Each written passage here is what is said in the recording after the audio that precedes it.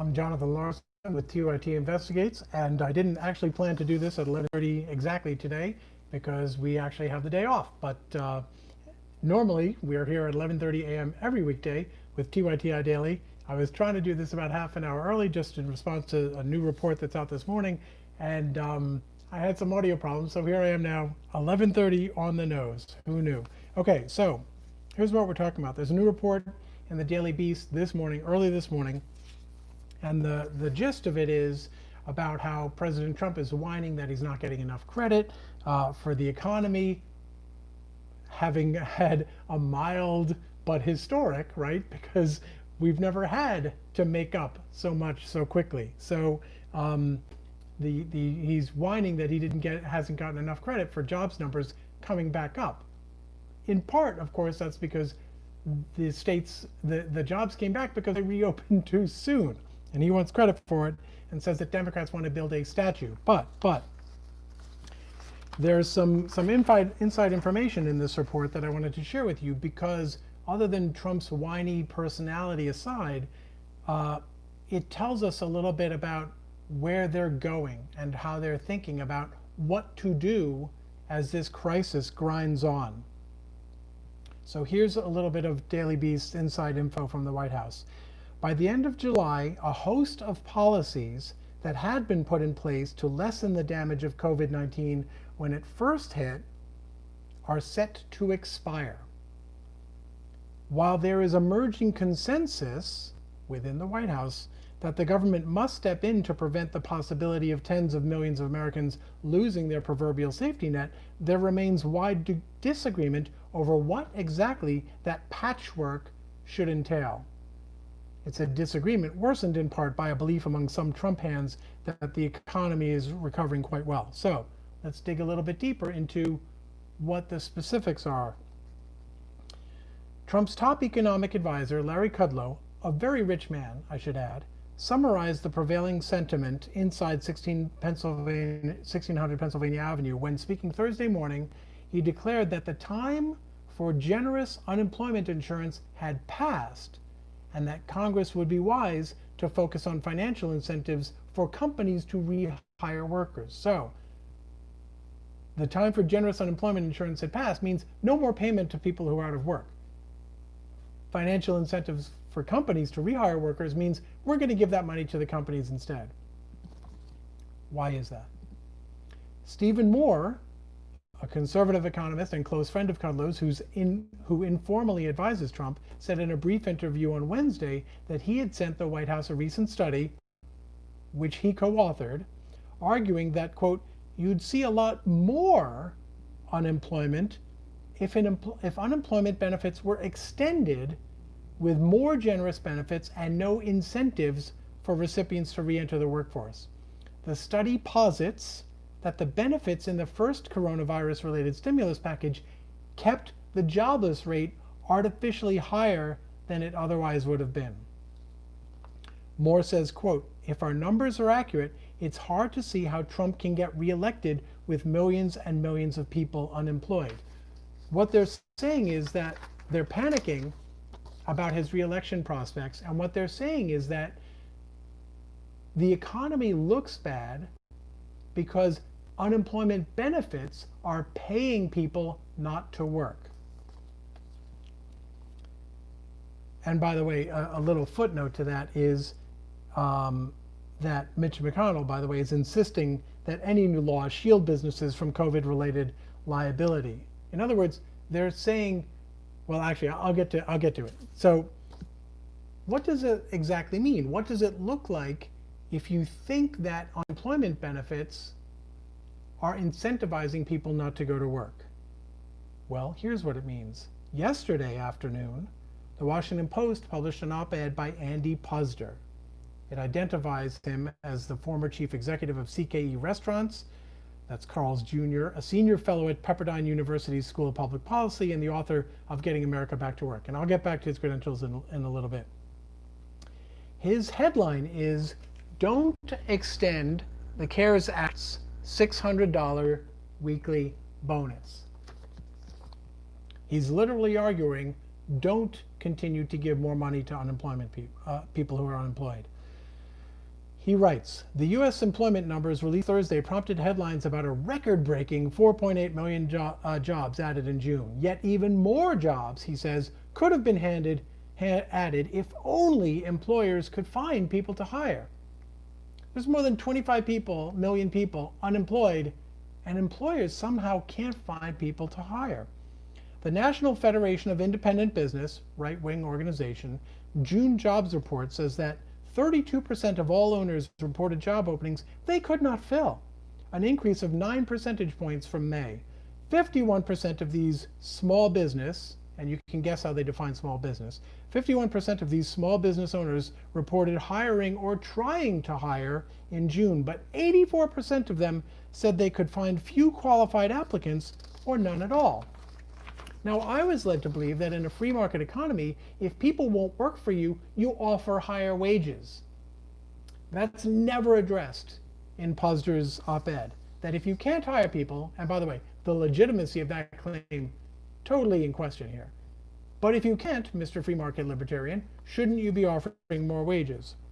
He gets to that kind of a little bit later on. The NFIB, right-wing organization, chief economist William C. Dunkelberg noted the shortfall of job seekers amid plentiful job openings in May when he wrote that, quote, generous unemployment benefits are making it harder for some firms to recall workers and fill open positions. Puzder then writes, virtually anyone in business will tell you that this $600 per week bonus is discouraging work. A Southern California restaurant operator with good sales told me recently that finding workers in Orange County is nearly impossible. He noted that some prospective employees have asked whether jobs will still be available in August.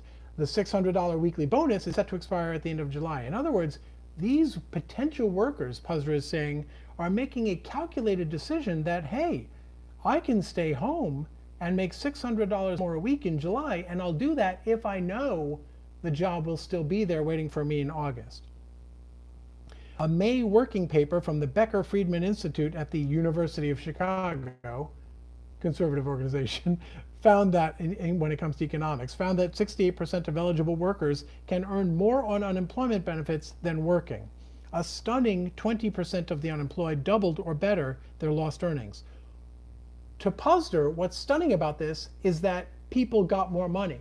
What should be stunning about this is that people get so little money in the first place. This is what's known as the working poor. People who cannot afford to raise a family and provide their kids with an education, even if they have full-time jobs. And Puzder thinks what's stunning is that they choose to get $600 more per week. He doesn't find it stunning that they are working poverty wages the rest of their lives. It isn't complicated, Puzder writes. If you pay people more to stay home than to work, fewer people will work. That's understandable. Taking a job becomes unaffordable. He writes becomes unaffordable. A job doesn't become unaffordable just because you can get more money not working. If it was unaffordable because when you could get more money not working, then it was unaffordable when you were working as well. He's acknowledging, without even realizing it, that it's unaffordable.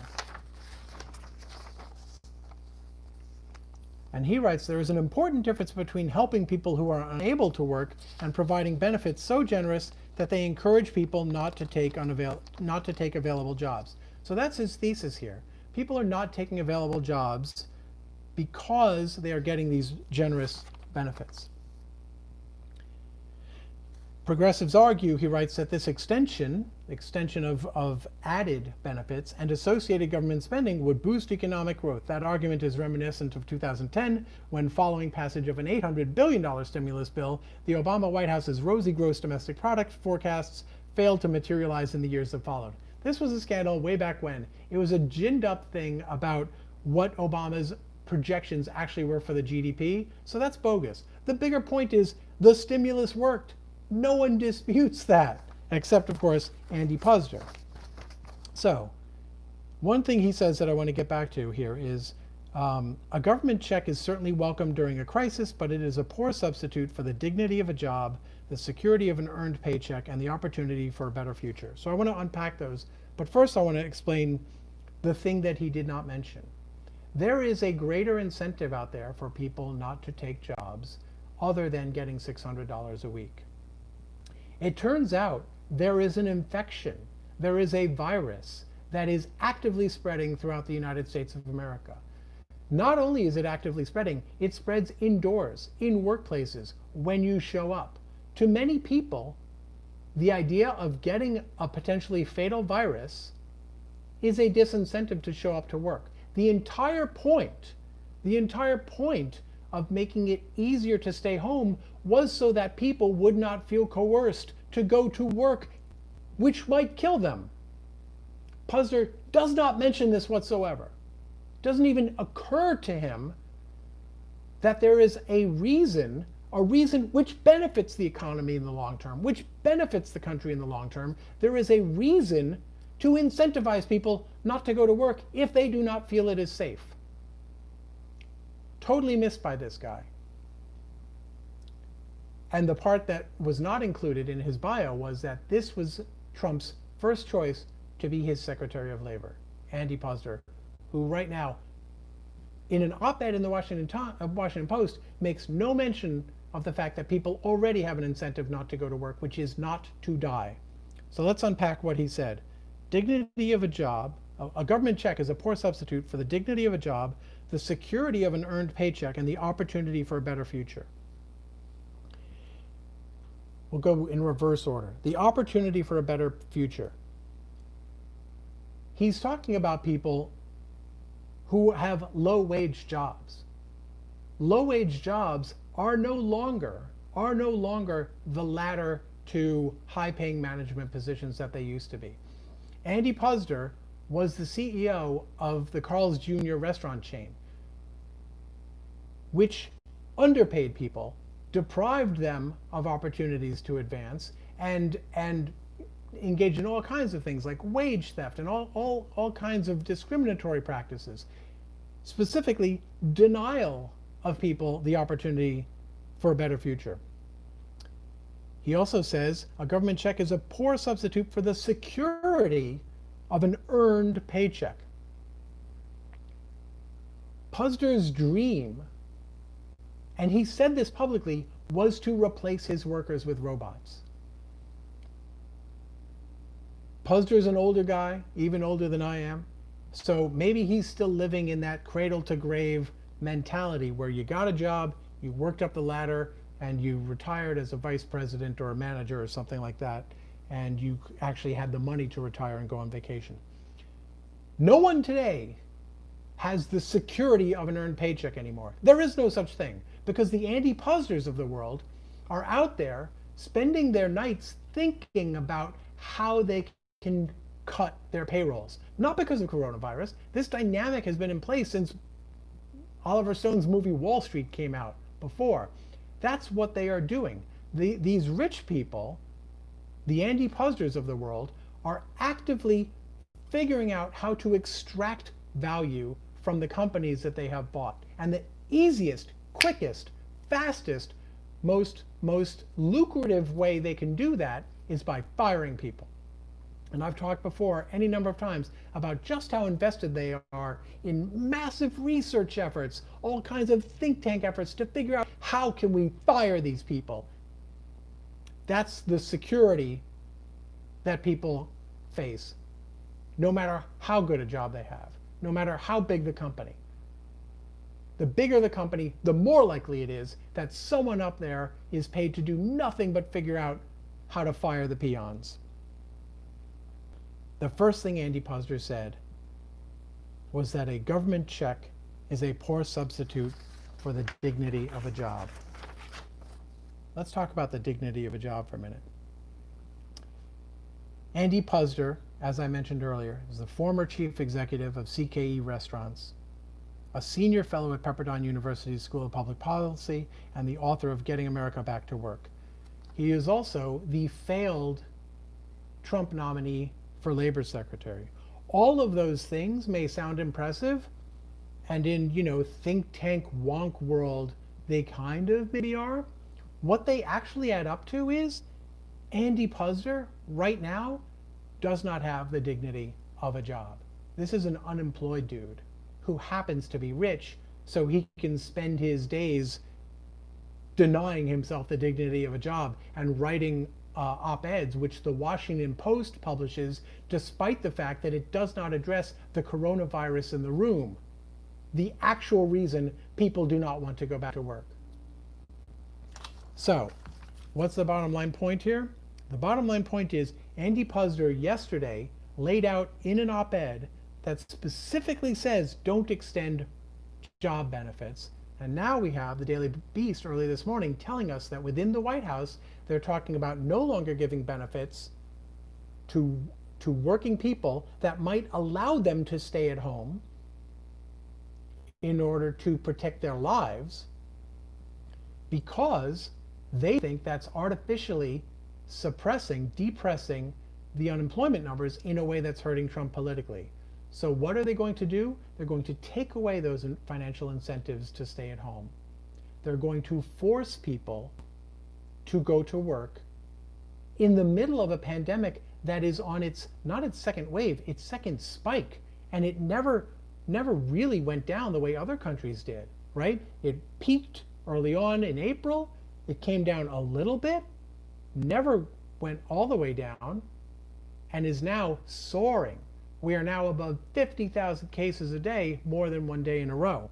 And they want people to go back to work to artificially boost the employment numbers, to artificially boost his political standing, which, by the way, of course, is not only mendacious and vile and obscene and immoral, it is stupid as hell.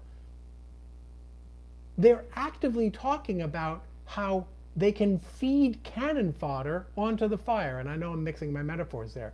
They're talking about making it look better by throwing people into an environment which will just be gasoline on a fire, right?